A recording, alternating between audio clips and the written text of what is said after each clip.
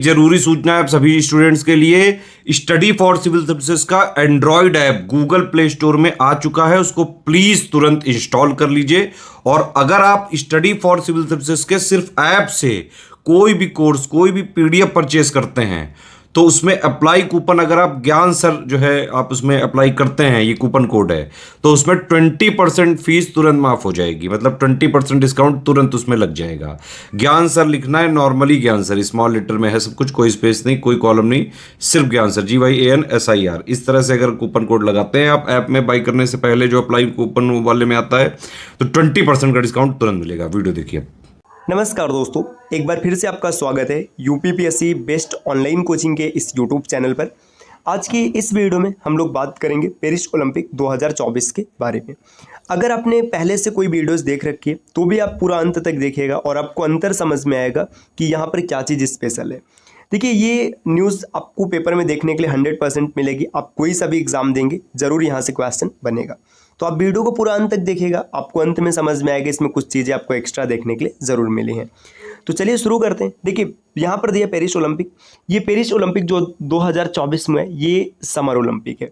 तो आपको ये जानना चाहिए ओलंपिक दो हैं, एक समर ओलंपिक और दूसरा विंटर ओलंपिक। इंडिया मुख्य रूप से समर ओलंपिक में भाग लेते हैं, तो हम लोग समर ओलंपिक के बारे में देखने जा रहे हैं, जो कि अभी हुआ है। इसका एडिशन कौन सा है? तो 33वां एडिशन है, 33rd, ये भी याद रखिएगा, 33वां एडिशन है ना। होस्ट सिटी मतलब कहाँ पर ये होता है? तो होस्ट सिटी है पेरिस। पेरिस मतलब फ्रांस, है ना। अच्छा, क्या फ्रांस ने पहली बार होस्ट किया है? तो नहीं दोस्तों, ये फ्रांस का तीसरा टाइम है। इससे पहले 1900 में फ्रांस में हुआ था और 1924 में भी हुआ था। तो यहाँ से आपको 2-3 चीज़ याद रखना है कि समर ओलंपिक होते हैं, एडिशन 33वां है, पेरिस होस्ट सिटी है। पेरिस ने तीसरी बार होस्ट किया है, पहली बार होस्ट किया था 1900 में और दूसरी बार होस्ट किया था 1924 में। अच्छा देखिए, जो 1900 में होस्ट किया था ना, ये ओलंपिक काफ़ी यादगार होने वाला है। अभी आगे आपको समझ में आएगा कि 1900 का ओलंपिक क्यों महत्वपूर्ण है इंडिया के दृष्टि से। और आगे बढ़ेंगे, दूसरे स्लाइड पर दिया मोटो, है ना। मोटो इसका क्या है? मोटो पूछेगा डायरेक्ट, है ना। गेम्स वाइड ओपन, ये इसका मोटो है ना। एथलीट्स कितने हैं? तो देखिए, लगभग 10,500 कुल एथलीट्स भाग लेते हैं। यहाँ पे ब्रैकेट में कुछ डेटा लिखा है 117। ये 117 पता है क्यों लिखा है?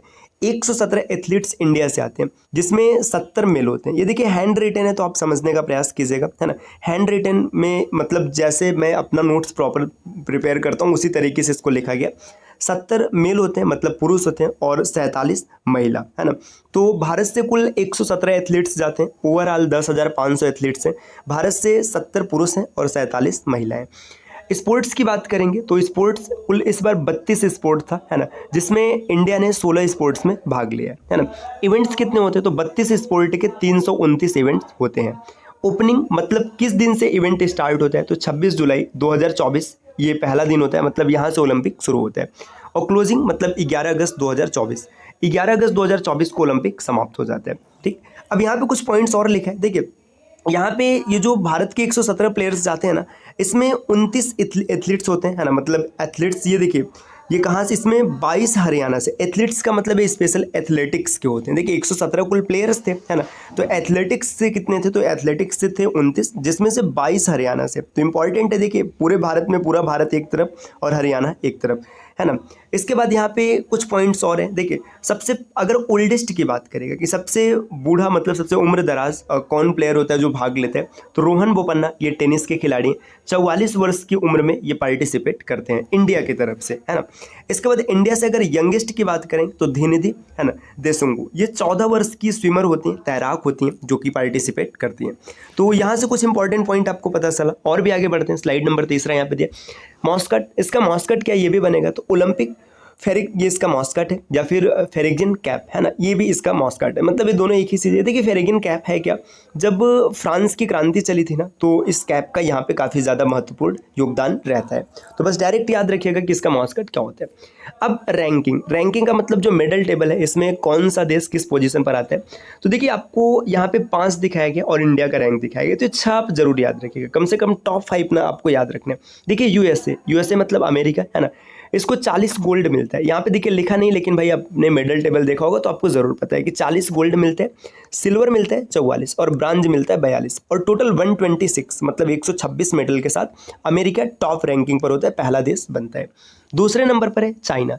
चाइना को भी 40 गोल्ड मिलता है, लेकिन इसके ओवरऑल मेडल्स कम होते हैं, इस वजह से दूसरे नंबर पर आता है ना। अच्छा, अगर क्या होता चाइना को 41 गोल्ड मिल जाता तो ये पहले नंबर पर हो जाता। देखिए, जिस टीम के गोल्ड ज़्यादा होंगे, रैंकिंग कैसे होती है, सबसे पहले ज़्यादा गोल्ड वालों को रखेंगे, है ना। अगर गोल्ड समान है तो सिल्वर के बेसिस पे कंपैरिजन होगा। ज़्यादा नंबर ऑफ मेडल से ये मैटर नहीं होता है कि अगर आपके पास ज़्यादा मेडल्स हैं तो आप टॉप पर रहेंगे। जिसके पास ज़्यादा गोल्ड होगा वो टॉप पर रहेगा। अगर गोल्ड बराबर है तो सिल्वर से रैंकिंग देखी जाएगी, है ना। देखिए, चाइना को 27 सिल्वर मिलता है और ब्रांज 24 मिलता है, टोटल 91 मिलते हैं। देखिए यहाँ पे जापान, देखिए जापान को ओवरऑल 45 मेडल मिला है खाली, है ना। ऑस्ट्रेलिया को 53 मिला है। तो नियम के हिसाब से तो देखिए, अगर ऐसे नंबर देखा जाए तो ऑस्ट्रेलिया ऊपर आता, लेकिन जापान ने 20 गोल्ड प्राप्त किया, इस वजह से जापान आगे है। 20 गोल्ड मिला है, 12 सिल्वर मिला है और 13 ब्रांज मिला है। 45 गोल्ड के साथ जापान तीसरे पोजीशन पर होता है। ऑस्ट्रेलिया 18 गोल्ड लेता है और इसके बाद 19 इसके पास सिल्वर है और 16 ब्रांज मेडल है और 53 नंबर पर आता है। इसके बाद फ्रांस 5वें नंबर पर होता है ना। फ्रांस को 16 गोल्ड मिलते हैं और 26 सिल्वर मिलते हैं और 22 यहाँ पे ब्रांज मिलते हैं और ओवरऑल 64वें पोजीशन पर होते हैं। अब बात करेंगे अपने प्यारे भारत इंडिया की, है ना। इंडिया की अगर बात करेंगे तो देखिए, इंडिया 71 पोजीशन पर है। 71 मतलब 71, है ना। भारत को कुल 6 मेडल मिलते हैं, जिसमें भारत को गोल्ड नहीं मिलता है ना। इसके बाद 1 सिल्वर मेडल मिलते हैं, है ना। ये नीरज चोपड़ा जी से, उम्मीद तो थी कि इनसे गोल्ड मिलेगा, लेकिन खैर सिल्वर मिला। और 5 यहाँ पे भारत को ब्रांज मेडल मिलता है। अच्छा, जो टोक्यो ओलंपिक हुआ था इससे पहले, क्या भारत ने जो प्रदर्शन टोक्यो में किया था उससे अच्छा रहा है, उससे खराब रहा? तो ओवरऑल अगर आप देखेंगे तो टोक्यो में यहाँ पे 7 मेडल मिले थे भारत को, है ना। 1 गोल्ड भी था और 2 ब्रांज सिल्वर थे और 4 ब्रांज थे। तो अगर हम ओवरऑल कहें तो हम तो कह सकते हैं कि भाई टोक्यो से तो आपका प्रदर्शन गिरा हुआ है, मतलब टोक्यो ओलंपिक में जैसा प्रदर्शन इंडिया का रहा था वैसा नहीं रहा है। अच्छा, ये एक चीज़ और याद रखिएगा, मतलब कई वर्षों के बाद ऐसा हुआ है कि पाकिस्तान ओलंपिक टेबल में इंडिया से ऊपर रहा है ना। तो पाकिस्तान की रैंक क्या है, कमेंट करके ज़रूर बताइएगा। पाकिस्तान को सिर्फ 1 ही गोल्ड मिला था, अशरफ नदीम ने दिलाया था, है ना। वो जैवलिन थ्रो करते हैं 92.97 मीटर का, ये भी याद रखना है, ठीक। चलिए आगे बढ़ते हैं अगले स्लाइड पर। नेक्स्ट अगला स्लाइड यहाँ पर दिया हुआ है ओपनिंग सेरेमनी, है ना। ओपनिंग सेरेमनी मतलब स्टार्ट कहाँ पे होता है? तो देखिए, ये पहली बार ऐसा होता है ओलंपिक इतिहास में कि ओपन एयर परेड होता है। ओपन एयर परेड मतलब स्टेडियम में नहीं होता है, ये बाहर होता है ना। सीन रिवर मतलब सीन नदी पे ये ओपनिंग सेरेमनी होता है। देखिए, सीन नदी अब ये न्यूज़ में काफ़ी ज़्यादा इंपॉर्टेंट है ना। पेरिस शहर सीन नदी के किनारे बसा, ये भी क्वेश्चन पूछा जा सकता है। यहाँ पे लिखा है कि first time outside of stadium, stadium से बाहर पहली बार हुआ है। क्लोजिंग सेरेमनी, है ना, ये स्टेडियम में होता है। स्टेडियम कौन सा है? स्टेड द फ्रांस, है ना। स्टेड द फ्रांस या स्टेड द फ्रांस आप बोले, यहाँ पर क्लोजिंग सेरेमनी होता है। नेक्स्ट और अगले स्लाइड पर आते हैं। अब दिया यहाँ पे फ्लैग बियरर्स, है ना। फ्लैग बियरर्स में हम बात करेंगे स्पेशल इंडिया की, है ना। इंडिया में जो ओपनिंग सेरेमनी होता है इसके फ्लैग बियरर्स होते हैं पीवी सिंधु, है ना, जो कि बैडमिंटन के प्लेयर हैं, और शरद कमल ये टेबल टेनिस के प्लेयर हैं। इसके बाद क्लोजिंग सेरेमनी की बात करेंगे, PR श्रीजेश, है ना, ये हॉकी टीम के गोलकीपर हैं भाई। इन्होंने संन्यास भी ले लिया, आपने देखा होगा, है ना, ये रिटायरमेंट लेते हैं। हॉकी में इंडिया को ब्रांज मेडल मिलते हैं, है ना। इसके बाद मनु भाकर ने 2 मेडल जीता है ना। पहली बार ये ऐसा हुआ है कि एक ओलंपिक में किसी इंडियन ने 2 मेडल जीता है ना। तो इंडिविजुअल की बात हो रही है, टीम की नहीं, है ना। तो मनु भाकर, तो ये क्लोजिंग सेरेमनी है। यहाँ पे ये फ्लैग बियरर्स होते हैं, याद रखिएगा। अगले स्लाइड पर आते हैं, यहाँ पर दिया हुआ टॉर्च बियरर मतलब मसाल धारक, अभिनव बिंद्रा, है ना। अभिनव बिंद्रा का नाम काफ़ी ज़्यादा महत्वपूर्ण है यहाँ पे, याद रखिएगा, क्योंकि देखिए ये 2008 में ना भारत को गोल्ड मेडल दिलाते हैं, है ना। इसके बाद इनको ओलंपिक ऑर्डर अवार्ड भी मिला है। ओलंपिक ऑर्डर अवार्ड ये ओलंपिक का हाईएस्ट अवार्ड है, इंपॉर्टेंट है क्योंकि इनको मिल चुका है ना। अच्छा, ओलंपिक ऑर्डर जो अवार्ड है ये क्या अभिनव बिंद्रा को पहली बार मिला है? जी नहीं, है ना। ये इंदिरा गांधी को भी मिल चुका है भारत से, है ना। और इसके बाद नेल्सन मंडेला को भी मिला है ना। तो ये मतलब कई नाम है जिनको मिला हुआ है, तो यहाँ पे आपको इनका नाम याद रखना है कि अभिनव बिंद्रा को मिला हुआ है। इसके बाद सैफ द मिशन मतलब ये कौन होते हैं पहले ये समझिए। देखिए, ओलंपिक में जो भी इंडिया की टीम जाएगी, जितने भी प्लेयर्स जाएंगे, या फिर किसी भी देश की बात करें, तो उसमें एक ऐसा होगा जो सबको मैनेज करेगा, उसी को सेफ द मिशन कहते हैं। ये गगन नारंग को बनाया गया था, है ना, ये भी याद रखिएगा। आगे दिया प्रिंसिपल स्पॉन्सर, मतलब ओलंपिक में भारत को स्पॉन्सर कौन करता है? तो अडानी ग्रुप करता है ना, फ्यूमा करता है और BPCL, है ना। ये 3 नाम याद रखिएगा, पेपर में बनेगा, अडानी ग्रुप, फ्यूमा एंड BPCL। अगले स्लाइड पर आते हैं। नेक्स्ट अगला स्लाइड यहाँ पर दिया हुआ है कि medals one by India in Paris Olympic 2024, है ना। 2024 में भारत को जो 6 मेडल्स मिले, ये कैसे कैसे मिलते हैं ये देखिएगा। तो पहला मेडल मिला है मनु भाकर द्वारा, है ना। ये हो सकता है आपको थोड़ा ना दिख रहा हो, मैं नाम बोल रहा हूँ, आप समझ लीजिएगा। विमेंस 10 मीटर एयर पिस्टल, ये इवेंट होता है, शूटिंग स्पोर्ट है, तो आपको डायरेक्ट याद रखना है कि मनु भाकर शूटिंग से संबंधित है, इन्हें ब्रांज मेडल मिला है। दूसरे नंबर की बात करेंगे तो दूसरे नंबर पे मनु भाकर और सरबजोत सिंह, ये जोड़ी साथ में मिलकर के, है ना, mixed team 10 metre air pistol event में शूटिंग से संबंधित है और यहाँ पर भी ब्रांच मिलते हैं। तीसरे नंबर पर है स्वप्निल कुसाले। स्वप्निल कुसाले यहाँ पर देखिए 50 मीटर की ये होती है, मतलब राइफल शूटिंग होती है, यहाँ पे इनको ब्रांज मेडल मिलता है। चौथे नंबर पर है टीम इंडिया, ये इंडिया के जो हॉकी टीम है ना, यहाँ पर इनको मिलता है ब्रांज मेडल। देखिए ये शुरू के 4 क्या है ना, ब्रांज मेडल है। अब यहाँ पर नीरज चोपड़ा, इनसे भाई काफ़ी उम्मीदें थी, लेकिन अरशद नदीम ने इनसे बेहतर प्रदर्शन किया और जैवलिन थ्रो में इनको सिल्वर मिला और अरशद नदीम को गोल्ड मिला है। इसके बाद अमन सहरावत, अमन सहरावत ये men's freestyle 57 kg wrestling में ये ब्रांज मेडल लाते। देखिए अमन सहरावत का नाम याद रखना है, इसलिए याद रखना है कि अब ये यंगेस्ट बन चुके, यंगेस्ट मतलब सबसे युवा जिन्होंने ओलंपिक में मेडल प्राप्त किया। तो ये भी क्वेश्चन बन सकता है कि यंगेस्ट कौन है, अमन सहरावत है ना, ये हरियाणा से है। इनकी उम्र है 21 साल 24 दिन, 21 साल 24 दिन की उम्र में ये मतलब मेडल जीते हैं। तो ये पॉइंट इंपॉर्टेंट हो जाता है। इससे पहले ये रिकॉर्ड था पीवी सिंधु के नाम, जिन्होंने 22 वर्ष की उम्र में मेडल जीता हुआ था। अगले स्लाइड पर आते हैं, नेक्स्ट यहाँ पर दिया हुआ है। देखिए अच्छा यहाँ पे ये लिखा भी गया है, यहाँ पे समझिएगा, इसकी चर्चा भी की गई है। देखिए Aman Sehrawat youngest Indian Olympic medal winner है ना, 21 साल 24 दिन की उम्र में ये मेडल इनको मिला है और कुश्ती से मिला है ना। पीवी सिंधु 22 वर्ष की उम्र में इनको मिला था, तो इसकी चर्चा हम लोग पहले ही कर चुके हैं। अगले स्लाइड पर यहाँ दिया विनेश फोगाट। विनेश फोगाट का नाम भाई काफ़ी चर्चा में रहा है ना, इन्होंने संन्यास भी ले लिया है ना। अब इनका नाम चर्चा में क्यों, समझिए। देखिए ये 50 kg रेसलिंग फाइनल में थी, फाइनल मतलब समझ रहे हैं, अगर ये फाइनल हार भी जाती ना फिर भी इनको सिल्वर मेडल मिलता है ना, मतलब गोल्ड का मैच था, अगर जीतती तो गोल्ड मिलता और हार जाती तो सिल्वर मिलता है ना। इनको डिसक्वालीफाइड कर दिया गया। डिसक्वालीफाइड क्यों कर दिया गया है ना, इनका ओवरवेट मतलब वजन ज़्यादा था। कितना ज़्यादा था भाई, 100 ग्राम है ना, खाली 100 ग्राम के कारण इनको डिस्क्वालीफाई कर दिया गया।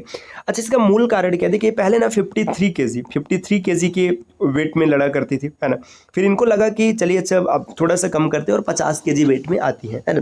अब 50 kg वेट में आने के बाद ये मतलब सब कुछ ठीक ठाक चलता है, फाइनल से ठीक पहले इनका वजन 100 ग्राम बढ़ जाता है। इन्होंने ट्राई किया अपना वजन कम करने का, अपने बाल कटवाए है ना, ड्रेस की डिज़ाइनिंग चेंज की, लेकिन काफ़ी प्रयास के बाद भी इनका वजन कम नहीं होता और इनको डिस्क्वालीफाई कर दिया जाता है। इसके बाद इन्होंने रिटायरमेंट ले लिया है ना। दोस्तों यहाँ पर अगर आप देख सकते हैं अभी भी न्यूज़ चल रहा है ना कि इन्होंने सिल्वर मेडल तो जीत रखा है, भले मतलब जब इन्होंने सिल्वर वाला मैच खेला था तो वहाँ पर फिट थी, तो सिल्वर मेडल तो इनको मिलना चाहिए है ना, लेकिन अभी इस पर फैसला नहीं है। आगे देखिए अगर फैसला आएगा तो इनको मेडल मिलेगा, अन्यथा भाई कोई बात नहीं है ना। अगले स्लाइड पर आते हैं, नेक्स्ट स्लाइड नंबर 11 यहाँ पर है, फर्स्ट इंडियन ओलंपिक मेडल। अब यहाँ से देखिए जो प्रेजेंट की बात है वो थोड़ी सी खत्म होती है, बात करते हैं कि भारत को पहला ओलंपिक मेडल कब मिला था। तो ये मिला है 1900 का पेरिस ओलंपिक है। देखिए मैंने स्टार्ट में बताया था ना पेरिस ओलंपिक 1900 वाला महत्वपूर्ण है। देखिए यहाँ पर अगर आप देख सकते हैं पहले स्लाइड पर मैंने यहाँ पे टिक किया कि 1900 ये इंपॉर्टेंट है। क्यों इंपॉर्टेंट है, देखिए यहाँ पे अब इसका मतलब आपको समझ में आ रहा है कि भारत को जो पहला ओलंपिक मेडल मिला था है ना, स्लाइड नंबर 12 है ना, नहीं 11 है। भारत को जो पहला ओलंपिक मिला था पेरिस ओलंपिक 1900 में मिला था, नॉर्मन पिटचार्ड है ना, इन्होंने 2 सिल्वर मेडल जीते थे। अच्छा यहाँ पे एक चीज़ ध्यान दीजिएगा, ये 1900 की बात है, भारत आज़ाद नहीं है, तो ये एंग्लो इंडियन है ना, एंग्लो इंडियन। अब यहाँ पे अगर ये क्वेश्चन बने कि आज़ादी के बाद भारत को पहला मेडल कब मिला है ना, तो ये आप विचार करिए, अब बताइए भाई आज़ादी के बाद क्या भारत को पहला मेडल कब मिला और किसने दिलाया, ये कमेंट करके आपको बताना है। चलिए अब अगले स्लाइड पर आते हैं। अगला स्लाइड यहाँ पर दिया, देखिए ओलंपिक की बात करेंगे ना, ओलंपिक 2 है, एक समर ओलंपिक एक विंटर ओलंपिक, इसकी भी चर्चा हम लोगों ने शुरू में की है। समर ओलंपिक देखिए टोक्यो मतलब जो पहला हुआ था, इससे पीछे हुआ था जापान में हुआ था 2020 का, 2024 वाला जो पेरिस फ्रांस में है, और 2028 का लॉस एंजलिस यूएसए में होगा। इसी तरीके से विंटर ओलंपिक की बात करें तो 2022 बीजिंग में हुआ था जो कि चीन में है ना, 2026 है ना ये इटली में होगा है ना, मिलानो कोर्टिना है ना यहाँ पर होगा, और 2030 का फ्रांस में होगा, और 2034 का उटा यूएसए में होगा। तो ये आपको याद रखना है, कई बार ऐसे इवेंट भी पूछ लेते हैं कि कौन सा गेम कहाँ पर होने वाला है। अगले स्लाइड पर आते हैं, नेक्स्ट अगला स्लाइड यहाँ पर दिया new games in Paris Olympic. Paris Olympic में नया गेम कौन कौन सा शामिल किया गया, तो यहाँ पे एक ब्रेकिंग का मतलब एक तरीके का ब्रेक डांस है, इसको शामिल किया गया पेरिस ओलंपिक में। इसके बाद है स्पोर्ट क्लाइंबिंग है ना, ये दूसरा गेम है, सर्फिंग तीसरा गेम है, और चौथा गेम यहाँ पर है स्केट बोर्डिंग है ना। तो ये 4 ऐसे गेम्स हैं जिनको पेरिस ओलंपिक में शामिल किया गया। तो यहाँ से भी क्वेश्चन बन सकता है कि भाई मतलब ये कौन कौन से गेम शामिल किए गए। अगले स्लाइड पर आते हैं, यहाँ पर दिया है इंटरनेशनल ओलंपिक कमेटी है ना, आईओसी इसका गठन होता है जून 1894 में, इंपॉर्टेंट है। इसका हेडक्वार्टर है लॉसाने स्विट्जरलैंड। तो ये सीधा सीधा आप याद रखिएगा कि इसका हेडक्वार्टर कहाँ पर है, बस इतना याद रखना है ना। थॉमस बच अभी या थॉमस बैच आप बोल सकते हो, वर्तमान में इसके प्रेसिडेंट हैं, इतना याद रखना है।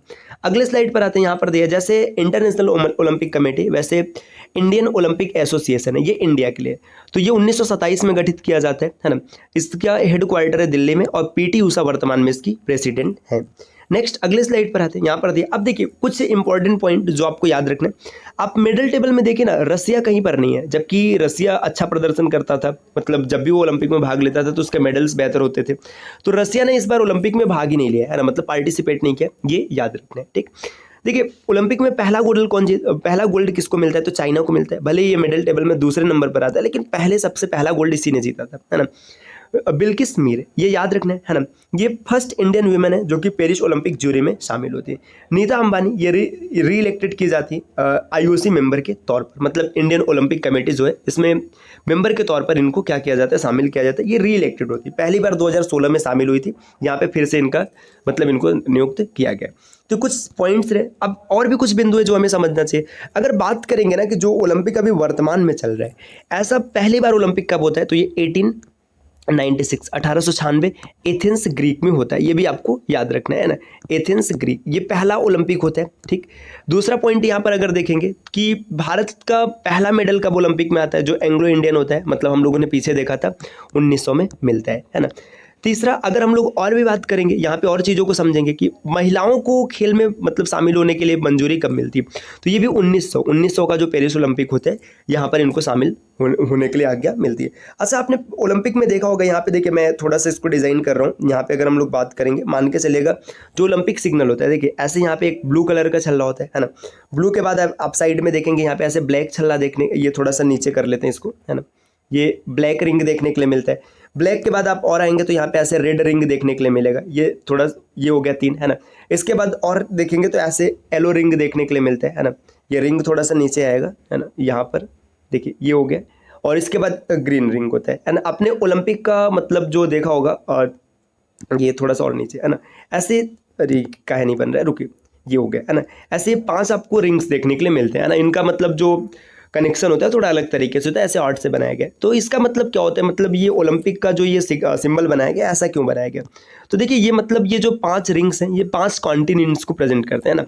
एशिया, अफ्रीका, अमेरिका, है ना, यूरोप और ओशिनिया। इसमें किसी का स्पेशल कोई कलर नहीं है, जैसे कई जगह आपको देखने के लिए मिलेगा कि ये मतलब नीला है तो ये एशिया को दिखाएगा, है ना, ये ऑस्ट्रेलिया को दिखाएगा, ये अफ्रीका को दिखाएगा, ऐसा कुछ नहीं होता है ना। स्पेशल आपको बस इतना याद रखना है कि 5 रिंग 5 कॉन्टिनेंट्स को प्रेजेंट करते हैं, है ना।